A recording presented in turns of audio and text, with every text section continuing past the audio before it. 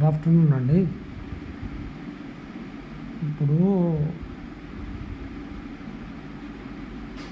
వా వానలు కరుణిస్తున్నాయి. వరుణదేవుడు కరుణిస్తున్నాడు. వాతావరణం అంతా అనుకూలంగా ఉంది. మరి ఏంటంటే రైతుల పట్ల మీరు ప్రతికూలంగా ఉన్నారు. గవర్నమెంట్ ఎందుకు ప్రతికూలంగా ఉంది? ఈ ఒక్క విషయంలోనే హెల్ప్గా ఉందా? పనితీరు ఏంటి సార్ ఇది? ఇప్పుడు బస్సుల సంఖ్యలో పెంచాల్సింది పోయి ఒక 2-3 బస్సులు పెంచారు. కానీ ఎక్కువ సంఖ్యలో బస్సులు పెంచి దానికి ఇప్పుడు మెట్రో ఎక్స్ప్రెస్ ఉంటుంది. దానికి కొన్ని దేవాలయాలకు బస్సులు వేయండి సార్.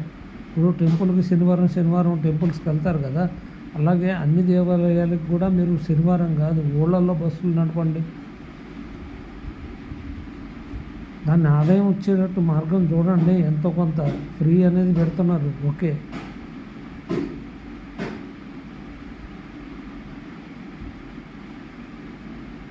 ఓ పని చేయండి సార్, ఊళ్ళల్లో మీరు ఎక్కడైతే ఉందో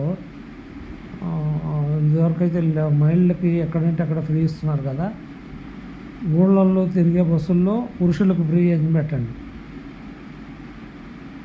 అది కూడా లేడీస్ ఎక్కితే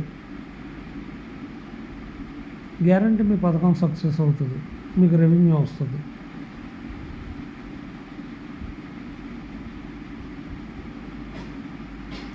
కాదండి, ఈ పథకాలన్నీ మానేసి ఏంటో ఉపయోగపడే పథకాలు.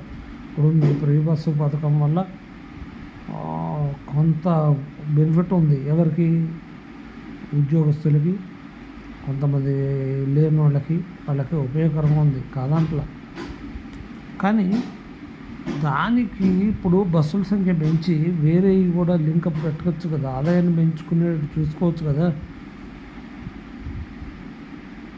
ఊళ్ళో ప్రతి విలేజ్కి ఒక బస్సు ఉండాలండి. వాళ్ళ ఆటోలను మీరు ప్రోత్సహిస్తున్నారు. ఆటోలు ఎక్కడన్నా అక్కడ నడుస్తాయి, మీరు ఊళ్ళల్లో కూడా ప్రతి విలేజ్ చేయండి. ఏదో డిస్కౌంటో లేకపోతే భక్తి పాటలో ఏదో ఒకటి దాన్ని ఏదో ఆకర్షణకు ఏ రకంగా తీసుకుంటూ వస్తే జనాలు బస్సుల్లో ఎక్కడానికి అలవాటు పడతారండి. ఈ యాక్సిడెంట్లు ఉండవు, ఏమీ ఉండవు. మెట్రో బస్సులు ఏపీలో లాగా మీరు కూడా చేయండి.